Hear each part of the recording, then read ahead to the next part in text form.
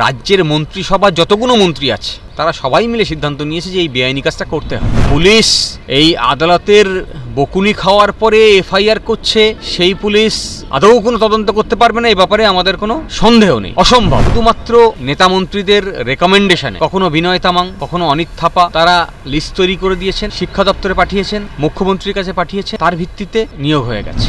যারা কিনা নিরপেক্ষভাবে এই প্রশাসন চালানোর কথা ছিল তারাও তাদের সঙ্গে একসঙ্গে তাল মিলিয়ে এই দুর্নীতিতে সামিল হয়েছে। ফলে এই রাজ্য সরকারের কোনো আধিকারিকের পক্ষে, পুলিশের পক্ষে তো নয়, কারোর পক্ষে এই বিষয়ে নিরপেক্ষ তদন্ত করা সম্ভব না।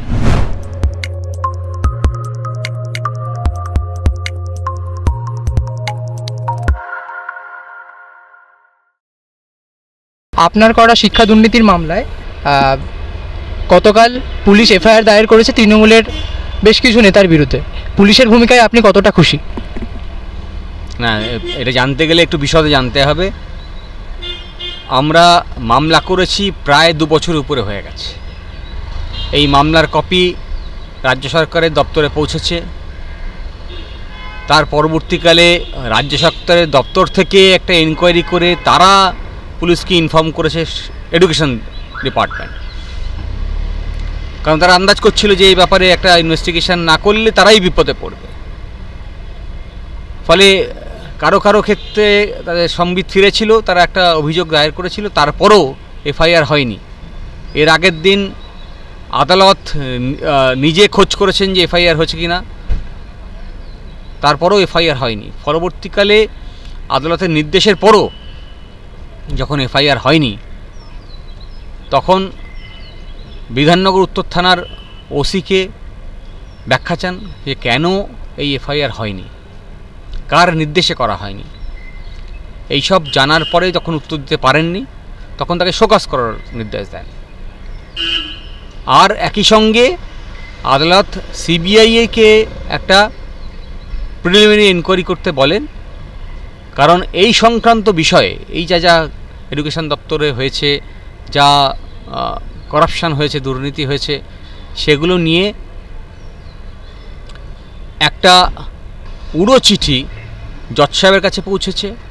সেই চিঠির কপি সিআইডির কাছে গেছে, সেই চিঠির কপি আমার কাছে পৌঁছেছে।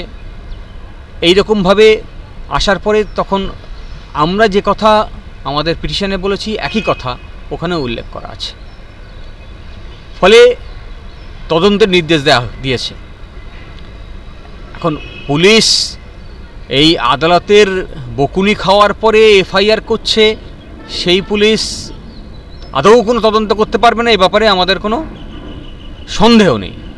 অসম্ভব। কারণ এইখানে যে দুর্নীতি হয়েছে সেই দুর্নীতিটা আর 5টা দুর্নীতি থেকে একটু আলাদা।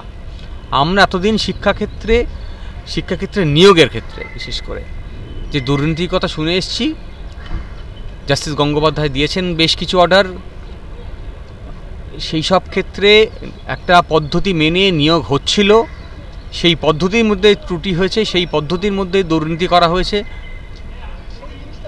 আর উত্তরবঙ্গে জিটি অঞ্চলে যে দুর্নীতি হয়েছে সেখানে কোনো পরীক্ষা পদ্ধতি ইনিশিয়েটই করেন, কোনো সিলেকশন প্রসেস ইনিশিয়েটই করেন। শুধুমাত্র নেতামন্ত্রীদের রেকমেন্ডেশনে কখনো বিনয় তামাং, কখনো অনিত থাপা তারা লিস্ট তৈরি করে দিয়েছেন, শিক্ষা দপ্তরে পাঠিয়েছেন, মুখ্যমন্ত্রীর কাছে পাঠিয়েছেন, তার ভিত্তিতে নিয়োগ হয়ে গেছে। ফলে এই দুর্নীতি একটা সর্বোচ্চ পর্যায়ের, যেখানে আমি বলছি আমরা যে ডকুমেন্টস পেয়েছি হাতে এখনও 2017 সালের রাজ্যের ক্যাবিনেট ডিসিশন করছে, যে ক্যাবিনেটের চলে মুখ্যমন্ত্রীর তত্ত্বাবধানে, তিনি হচ্ছেন ক্যাবিনেটের হেড। ফলে সেই ক্যাবিনেট সিদ্ধান্ত নিচ্ছে যে এই সমস্ত শিক্ষকদেরকে পার্মানেন্ট পোস্টে নিয়োগ করো। তাহলে যে দুর্নীতিটার শিখরে, মানে রাষ্ট্র ব্যবস্থা, যে কোনো শাসন যারাই ক্ষমতায় আসুক তারা 5 বছরের জন্য নির্বাচিত হয়, তাদেরকে আইন মেনে এই কাজ করতে হয়। শাসন ব্যবস্থা চালানোর জন্য যে আইনের পদ্ধতি আছে, আইনের পদ্ধতি মেনেই চালাতে হয়। এখন তারা সেই ক্ষমতার সুযোগ নিয়ে হাজার হাজার নিয়োগ করছেন বেআইনিভাবে। ফলে এই জন্যই আমরা বলছি যে এইটা একটা রাষ্ট্রীয়করণ করা হয়েছে, হ্যাঁ, যে যেখানে দুর্নীতিকে প্রাতিষ্ঠানিক রূপ দিয়েছে যারা ক্ষমতায় বসে আছে নেতামন্ত্রী, আর যারা আমলা, যারা কিনা নিরপেক্ষভাবে এই প্রশাসন চালানোর কথা ছিল, তারাও তাদের সঙ্গে একসঙ্গে তাল মিলিয়ে এই দুর্নীতিতে সামিল হয়েছে।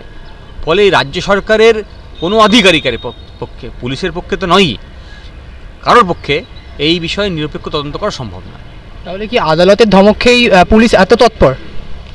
কোনো সন্দেহ নেই, আদালত ধমক দিয়েছে বলেই এফআইআর করেছেন। কারণ এই তথ্য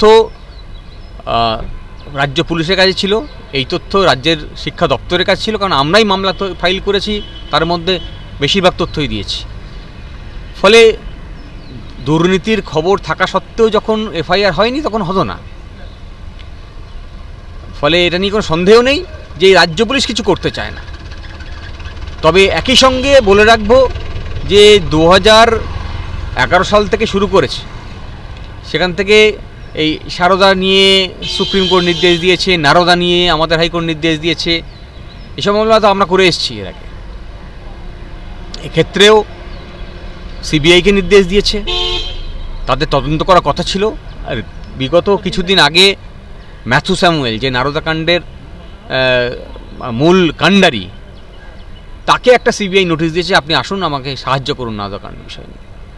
2018-19 সালে অর্ডার দিয়েছে, এতদিন পর তারা এই নির্বাচনের আগে নোটিশ ধরাচ্ছে। ফলে সিবিআই যাদেরকে নির্দেশ দিচ্ছে, তারাও এই সব যে নির্দেশ আসছে তাদের প্রমাণ করার সময় যে তারাও নিরপেক্ষভাবে তদন্ত করতে পারে। না হলে মানুষের এই সমস্ত রকম তদন্তকারী সংস্থা যারা আছে, সিবিআই বলুন, সিআইডি বলুন, রাজ্যের প্রশাসন বলুন, সবার উপরে আস্থা যদি হারিয়ে ফেলে মানুষ, তাহলে আর অ্যানার্কি তৈরি হবে। ফলে এই রাজ্যের মানুষের এই যতগুলো নিরপেক্ষ সংস্থা আছে, শুধু এই প্রশাসনের ব্যবস্থা বলছি না, সিবিআই, ইডি, এদের কথা বলছি না, এর বাইরেও আদালত বলুন, তারপরে পিএসসি বলুন, নির্বাচন কমিশন বলুন, সংবিধানে যতগুলো নিরপেক্ষ সংস্থা আছে, তারা যদি নিরপেক্ষভাবে কাজ করতে না পারে, তাহলে পুরো রাষ্ট্র ব্যবস্থা ভেঙে পড়বে, মানুষের আস্থা হারিয়ে যাবে এই বিচার ব্যবস্থার উপরে, মানুষের আস্থা হারিয়ে যাবে অ্যাডমিনিস্ট্রেশনের উপরে, আইনের শাসনের উপরে মানুষের আস্থা হারিয়ে যাবে। সেই রকম পরিস্থিতি, খুব ভয়ানক পরিস্থিতি তৈরি হবে। ফলে মানুষকেই সচেতন হতে হবে, মানুষকেই এগিয়ে আসতে হবে, মানুষকেই আওয়াজ তুলতে হবে, যাতে এই যেসব নিরপেক্ষ সংস্থাগুলি আছে এরা যাতে নিরপেক্ষভাবে কাজ করতে পারে। তারা যেন ভয় পায় যে আমরা যদি নিরপেক্ষভাবে কাজ না করি তাহলে মানুষ আওয়াজ তুলবে।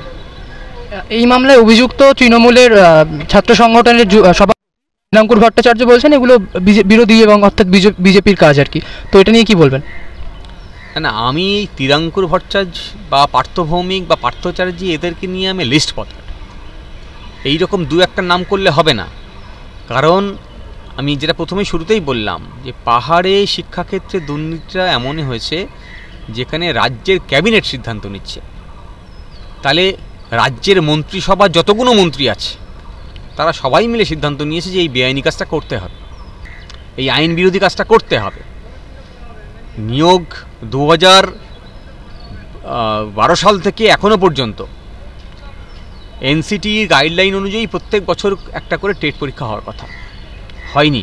পাহাড়ে আজও পর্যন্ত একজন টেট হয়নি। তাহলে ভেবে দেখুন, যারা পাহাড়ে শিক্ষিত বেকার আছে, যারা চাকরির অপেক্ষায় আছে, তাদের কাছে চাকরি নেই, তারা মামলা করছে যে টেট পরীক্ষা হোক এনসিটির গাইডলাইন মেনে, যাতে তারা প্রাইমারি বা আপার প্রাইমারিতে নিয়োগ পায়, হয়নি। তাহলে একদিকে আপনি নিয়োগ প্রক্রিয়া কোনো রকম কিছু করলেনই না, অপরদিকে ঘরে বসে কোনো একটা নেতামন্ত্রী তৈরি করা লিস্ট অনুযায়ী 5 জনকে চাকরি দিচ্ছেন। তাহলে একদিকে মানুষ অসহায় থেকে আরও অসহায় হয়ে যাচ্ছে, আরেকদিকে দুর্নীতির কারণে এতগুলো মানুষকে, যারা অযোগ্য, যাদের যোগ্যতা এখনও প্রমাণ হয়নি, তাদের নিয়োগ হচ্ছে। এই রকম কোনো রাষ্ট্র ব্যবস্থা চলতে পারে না।